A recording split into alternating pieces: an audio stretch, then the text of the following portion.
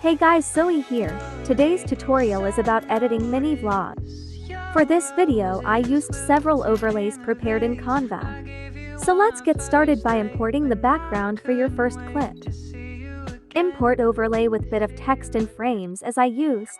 I prepared all overlays in Canva. Remove the green screen to make the background visible from behind the frame. Remove it by using Chrome key, color picker, and then by increasing the intensity. Give this background a video effect called horizontal open. Add sound. I also give the zoom in animation to the first picture. Import overlay of phonograph and removed its green screen. Import new picture. Add more pictures and more overlays. Here I used overlay of camera scope. Adjust its width. Add more elements to your clips to make it attractive. Add video effect called vertical close.